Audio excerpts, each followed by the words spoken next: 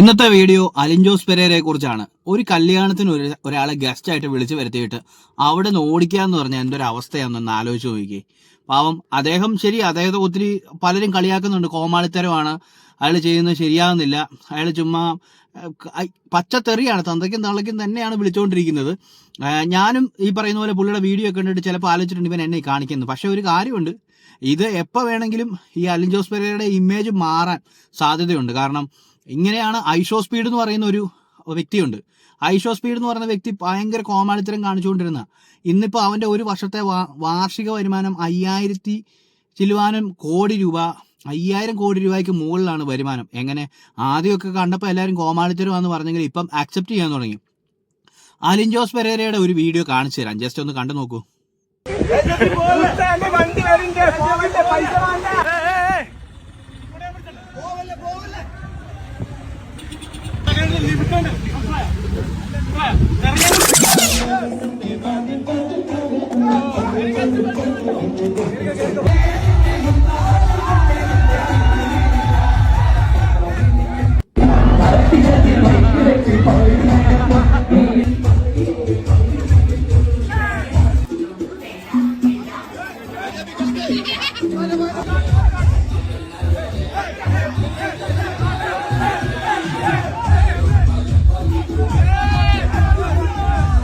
ചെടിയും കട്ടൂടെ കണ്ണു കണ്ടൂടെ, ഇതിനെ യാതൊന്നില്ല.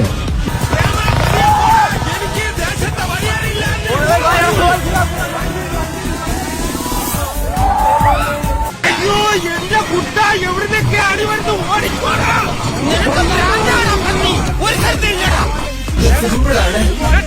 എന്താ ഉണ്ടായേ? എന്തിനാ ആളുകൾ പടക്കം പൊട്ടിച്ചേ? ഇന്ന് വിഷുവ. ഇതേതാ സ്ഥലം?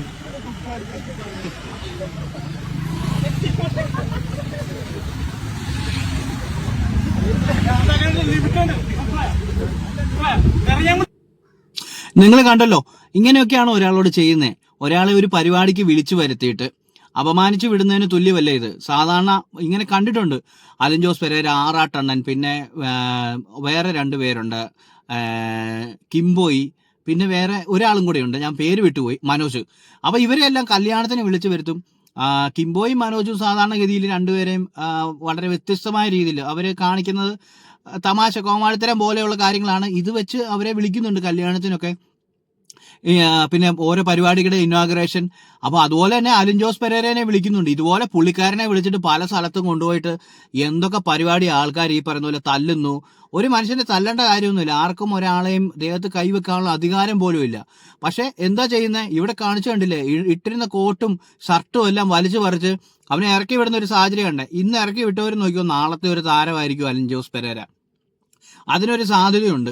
കാരണം ഈ പുള്ളിയുമായിട്ട് റിലേറ്റ് ചെയ്തു ഞാൻ കുറച്ച് പേരുമായിട്ട്, സിനിമാ ഫീൽഡിലുള്ളവരുമായിട്ട് സംസാരിച്ചപ്പോൾ തന്നെ വളരെ വലിയ ആൾക്കാരല്ല, സാധ്യതയുള്ള ഒരാളാണെന്ന് പറഞ്ഞു. ഇപ്പം ഇങ്ങനെയൊക്കെ കാണിച്ചു വരുമ്പോഴും റീച്ച് നല്ല രീതി വരും. ആറാട്ടണ്ണനേക്കാളോ അല്ലെങ്കിൽ അതിന് മുകളിലോ ഒക്കെ ആയിട്ട് റീച്ച് വരാൻ സാധ്യതയുള്ളൊരു മനുഷ്യനാണ്. 22 വയസ്സേ ആയിട്ടുള്ളൂ, അല്ലെങ്കിൽ 23 വയസ്സേ അലിൻ ജോസ് പെരേരയ്ക്ക് ആയിട്ടുള്ളൂ. അദ്ദേഹത്തിൻ്റെ കുറച്ചുകൂടെ നാളുകൾ കഴിയുമ്പോഴത്തേക്കും എന്താ പറയുക, ഒരു 10, 25, 26 എത്തിക്കഴിയുമ്പം ഇപ്പം തന്നെ അത്യാവശ്യം നല്ല റീച്ച് ഉണ്ട്, വരുമാനം ഉണ്ടാക്കുന്നുണ്ട് സോഷ്യൽ മീഡിയ വഴിയിട്ട്. അപ്പോൾ അദ്ദേഹം ഇനിയും മുന്നോട്ടേക്ക് ഇതെല്ലാം എന്താണ്, സാമ്പത്തികം ഉണ്ടാക്കാൻ വേണ്ടിയാണ്, സാമ്പത്തികം മാത്രമല്ല ഒരു പോപ്പുലാരിറ്റിക്ക് വേണ്ടിയിട്ട് ചെയ്യുന്ന പരിപാടിയാണ്. അപ്പോൾ എന്തായാലും അലിൻ ജോസ് പെരേരനെ ഇങ്ങനെ കാണിച്ചത് വളരെ മോശമായിപ്പോയി.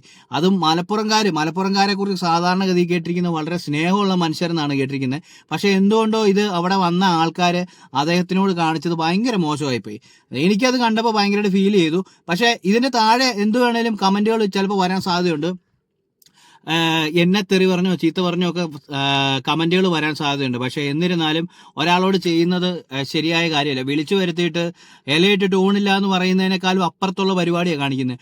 ഒരാളെ വിളിച്ചു വരുത്തി എന്താ പറയുക, വിളിച്ചു വരുത്തിയതിന് ശേഷം ഇതുപോലെ ഷർട്ടും എല്ലാം വലിച്ചു കയറി. ഇത് അലിൻ ജോസ് പെരേരയെ പോലെ ഓരോരുത്തരും അവനവര് അലിൻ ജോസ് പെരേരയ്ക്ക് പറ്റിയ കാര്യം കണ്ട് കുറേ പേര് കോമാളിത്തരമാണ്, മറ്റേതാണ് മറിച്ചാണെന്ന് ചിരിക്കുന്നുണ്ട്.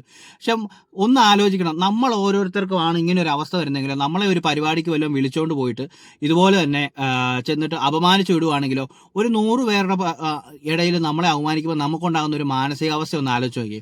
പക്ഷേ വേറൊരു കാര്യമുണ്ട്, അലിൻ ജോസ് പെരേര എന്ന് പറയുന്ന ആളെക്കുറിച്ച് പറയാനാണെങ്കിൽ നല്ല തൊലിക്കട്ടിയുള്ള മനുഷ്യനാണ്, അങ്ങനെയൊന്നും വീഴത്തില്ല. ആൾക്ക് സങ്കടം ഉണ്ടെങ്കിലും പണ്ട് ഞാൻ ഓർക്കുന്നുണ്ട് ഇതുപോലെ തന്നെ ആൾക്ക് എന്തോ ഒരു ബുദ്ധിമുട്ടുണ്ടായി, ഇതിനെക്കുറിച്ച് ചോദിക്കും, അതൊന്നും സാരമില്ലെന്ന് പുള്ളി പറഞ്ഞു പോവുക. കാരണം ഇന്ന് താരമില്ലെന്നും പറഞ്ഞ് പുള്ളി പോകുന്നു. പുള്ളിയുടെ സങ്കടം മനസ്സിലുണ്ടെങ്കിലും നാളത്തെ താരമാണ് പുള്ളി.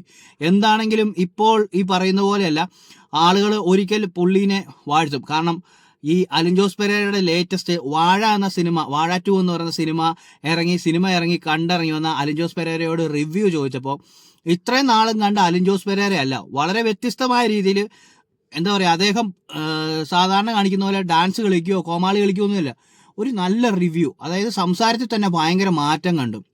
അപ്പം എന്തായാലും പോകെ വരുന്നതനുസരിച്ച് പുള്ളിക്കാരൻ്റെ പ്രവർത്തികൾ മാറാൻ സാധ്യതയുണ്ട്. വലിയ റോളുകളൊന്നും കിട്ടിയില്ലെങ്കിൽ പോലും പുള്ളിയെ അംഗീകരിക്കാനായിട്ട് ആളുകൾ ചിലപ്പോൾ സാധ്യതയുണ്ട്. ഇന്ന് ചവിട്ടി തേക്കുന്നവർ നാളെ വാഴ്ത്താൻ സാധ്യതയുള്ള ഒരാളാണ്. ഒരിക്കലും തള്ളിക്കളയാൻ പറ്റത്തില്ല ആരെയും. അലിൻ ജോസ് പെരേര എന്ന് പറയുന്ന ആറാട്ടണ്ണൻ എന്ന് പറയുന്ന വേറൊരു യൂണിവേഴ്സാണ്. ആറാട്ടണ്ണൻ എന്ന് പറയുന്ന വ്യക്തിയെക്കുറിച്ച് നമുക്കറിയാം, നല്ല എഡ്യൂക്കേറ്റഡ് ആയിട്ടുള്ള ഒരു മനുഷ്യനാണ്. പക്ഷേ അദ്ദേഹം ചില സമയങ്ങളിൽ അദ്ദേഹത്തിൻ്റെ സംസാരത്തിൽ പണി വാളിപ്പോവാറുമുണ്ട്.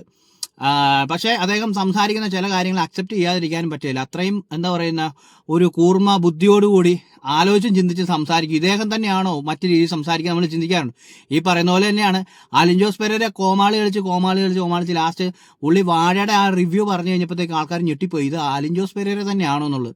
കാരണം അത്രയ്ക്ക് നല്ല എന്താ പറയുന്നത്, ഒരു ഭയങ്കര ബോധത്തോടുകൂടി അല്ലെങ്കിൽ ഒരു കുറെ ചിന്തിച്ച് നല്ല ഒരു പക്കയായിട്ട് ഒരു സിനിമയെ കുറിച്ച് ഒരു അവലോകനം നടത്തുക എന്ന് പറഞ്ഞാൽ ചെറിയ പരിപാടിയൊന്നുമല്ല.